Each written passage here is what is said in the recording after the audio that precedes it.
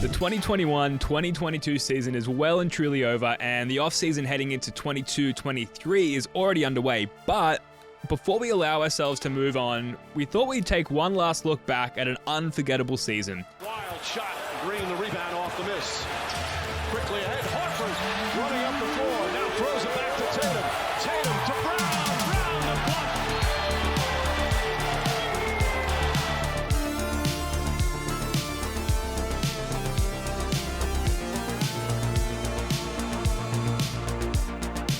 So we've been through the archives, the highlights, we've consulted Reddit and Twitter, and we have, for your listening or viewing pleasure, the top 27 moments of the 2021-22 season. Here we go. Number 27. For the latest on the Boston Celtics, Danny Ainge stepping down as president of basketball operations. Brad Stevens has been promoted to replace him. I think when Brad Stevens had interest in moving up, leaving coaching and taking on Ainge's role and just being president of basketball operations, that was something ownership was behind. Brad Stevens steps up in the wake of Danny Ainge's, at the time, retirement. I think a lot of Celtics fans, myself included, didn't really know how to feel about this change at the time. Obviously, some pretty healthy early returns so far, hence this moment creeps into our list here. Number 26. Breaking news. Woj just tweeting minutes ago. Just tweeting this. The Celtics are trading Kemba Walker, the number 16 overall pick in 2021. And the number 20, the 2025 second round draft pick to Oklahoma City for Al Horford, Moses Brown, and a 2023 second round pick. Again, Kemba Walker heading to OKC, traded by the Celtics. That's right, newly appointed President Brad Stevens trades Kemba Walker, the 16th pick and a 2025 second round pick, to Oklahoma City for Al Horford, who we'll see again later in this video. Brad Stevens steps in and immediately trades the gaping hole in our defense in Kemba Walker. They also get off Kemba Walker's contract in the process. No disrespect to Kemba. A lot of fans were really hyped about Moses Brown, the Moses Brown component of that trade as well. Remember that? I guess not knowing at the time exactly how much Al Horford would bring to the table. So there you go. Number 25. The NBA world, and that, of course, the first coaching domino fallen. It is Ime Udoka.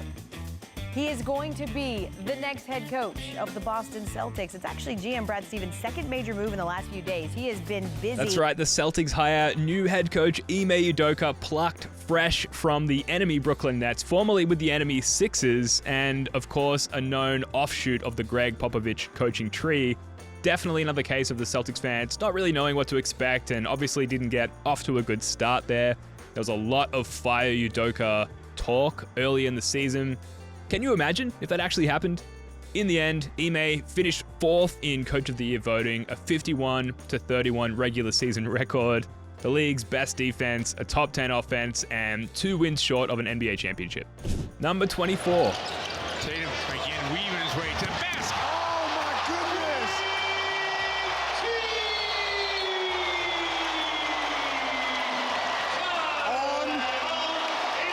On your head. On your head is right. Tatum slams it right over Jalen Smith, one of the several dunks to make this list of top moments. This was an April regular season game, not the Celtics' best performance, and it was right in that window after Time Lord's knee injury and just before the playoffs, but Tatum had 31 points, 6 assists, and 6 rebounds, and this emphatic dunk. It's like a pinball machine by each of the Pacers. It's like put chairs out there, you know? Cones, we call them cones. Mike, you're doing cone drills out there. We didn't have any cones in my gym, just chairs. Number 23. Numbers for Boston. Brown. Oh my goodness. Jalen Brown emphatic. Mandatory. Jalen Brown dunks so hard, all up in Miles Bridges' business. This was early in the season. The Celts were exhibiting some concerning signs at that point. Dennis Schroeder still on the team, so this was some much-needed levity and has got to be up there with the top dunks of the season overall, I think. Look at Tatum's reaction there as well. Amazing. Durant Number 22. Turnover. Tipped. It finds Tatum. They double team him. Took it out of traffic. Bucket. Wow! Tatum Brown pick and roll. Tatum with the mid-range. Pure. A 51-point transcendent Ethereal, heavenly performance. Heavenly. From Tatum. Jason Tatum destroys the Brooklyn Nets in a March 6th regular season game, dropping a season high 54 points, including 34 in the second half, tying Larry Bird for the Celtic player with the most 50-point games. Tatum hit 8 threes, had 17 free throw attempts, and absolutely decimated Nick Claxton on this play after splitting the double team. This was also the Kyrie Irving scorned girlfriend game, which aged really well for us and for everyone other than Kyrie Irving and Kevin Durant. A lot of scorn from Kyrie so far this offseason, clearly. Number 21. I don't think that's going to happen when I just see Coach sit down over there. 16 points, 2 minutes. I want Joe too. Oh, here we go. Here we go. ISO Joe. Joe Johnson, 40 years of age, having just signed a 10-day contract with the Celtics, checks in for the first time for the opportunity to hit one very spicy isolation jump shot. There's strong guys in the middle.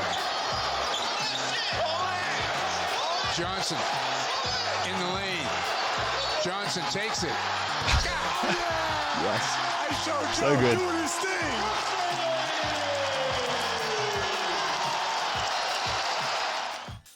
Number 20. Insane pass. Smart with a sexual no-look dime to Al Horford. This was a November overtime win for the Celtics. Dennis Schroeder scored 38 points. Remember that? But also, we were gifted this amazing pass from Marcus Smart. Incredible. A great 12 minutes of play. Number 19. Open again for 3, and that time it was contested. Nice play by Williams. Smart throws it up, and there he is. Off the backboard. It's showtime. Scouts loving it. Marcus Smart with the razzle-dazzle off the backboard for a JB slam. This was during a March regular season blowout of the Timberwolves, and we don't get many of the off-the-backboard style plays in Celtics land, so had to throw this one in. And if you remember, the Wolves were hot heading into this game, and the Celtics just smoked them. Number 18. Brown. Okay, for a little daylight. He did, yes. Oh, no. A big finish. Jalen Brown drops the Pelicans' Najee Marshall like there were G-forces to that drop to the ground and dishes it to Rob for the emphatic slam. This is just nasty. It's rude. It's like a decadent dessert you know you shouldn't have but you can't get enough of. Number 17 has come and gone in the Boston Celtics. Oh boy, were they active. Boston Celtics making 3 deadline deals on their way out. Josh Richardson, Dennis Schroeder, Romeo Langford, NSK Freedom, Bruno Fernando, PJ Dozier, Bol Bol. On their way in, Derek White and Daniel Tice. Didn't see that coming, did ya? Nope, did not see Derek White or Daniel Tice coming to the Seas, but I think we're all pretty certain of the Schroeder departure. That seemed pretty clear at that point. Nonetheless, the Derek White acquisition is absolutely one of the top moments of the season. We don't get to the finals, I think, without him. There were some performances in the playoffs that were just absolutely paramount. That's right, paramount. Let's just hope he comes back next year with a jump shot. Celtic fans gonna love that. White getting out in transition and hitting Jalen Brown for the layup. Heck of a first quarter. 3:53 left to play. Number 16. Some news here. We've been doing the awards the entire postseason. Could I have the envelopes, please? We've got the All-NBA teams. Oh, wow. To announce. First team All-NBA 2022. And the other forward from the Boston Celtics, Jason Tatum. That's right. Jason Tatum makes first team All-NBA along with some other scrubs. Whatever. Tatum finished the season with 76 games played and averages of 27 points per game, 4.4 assists per game, 8 rebounds per game, 35.3% from 3, and 6.2 free throw attempts per game. Also a great mini redemption story, I guess, given he didn't make All-NBA last year. Number 15. The guy that could get you 10 blocks in a game. You can do that. Celtics right now just doing their skeleton offense. Amazing what's going on in here right now. Booker driving. Rob just off a trampoline once again, sending it back. Horford. No. Yes. Rob Williams triple-double in an absolute shellacking against, at the time, the best team in the league, the Suns, on December 31st. Not only noteworthy because of the Time Lord triple-double, but several players and staff have since identified this game as the turning point where the Celtics figured something out and started to turn their season around. Screen slips, getting out, and Rob Williams delivering. 7th assist for Williams. He's closing in on a triple-double here. Oh, nice play. Number 14. Shift gears a little bit, and speaking of shifts, if we could go back in time a little bit, because on January 31st, you tweeted, quote, "The energy is about to shift." Where were you when you sent that? What made you say that? You know, you ever been in a time where things don't seem to be going right? You know, during life, everything just seems to be going wrong. And, you know, I just felt like just for everybody, things was just about to shift. You know, certain times of the year, it actually was a retrograde, which means like planets were spinning in the opposite direction. That's right. The Mercury retrograde was coming to an end. Jalen Brown tweeted about it, and this perfectly coincided with the Celtics not just turning their season around, but becoming an absolutely dominant team and pretty much blowing out every opponent from that point onwards, except the Warriors in the finals. Number 13. An inside player. You want him to take that shot, fading away. Grant Williams up to a 5-0 lead. Brown, the fadeaway, book it. The Celtics are just having their way offensively at 58, 59%. By the Celtics against the Sixers, 135-87, a 48-point win for this Celtics team. Look, national televised game, that was a smackdown. That was a statement game. Yeah, 9 straight wins for this Celtics team. The Celtics blow the 76ers out on their home court, and I mean blow them out, like embarrassingly so, earning the Celtics their 9th straight win. Early in the win streak, and even before then when the Celts had turned things around, there was a lot of criticism that we hadn't beaten any decent teams. Well, this was an absolute pantsing of a well-performing team at the time, led by a top 2 MVP candidate with again at the time, a 34-23 record.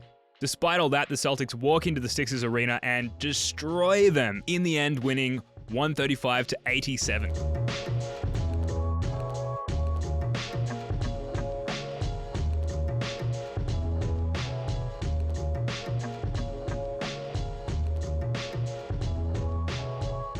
That's going to do it for part 1. We decided to split this into 2 parts because it was running a little long. Have a look for part 2 on our channel. It should be up pretty soon.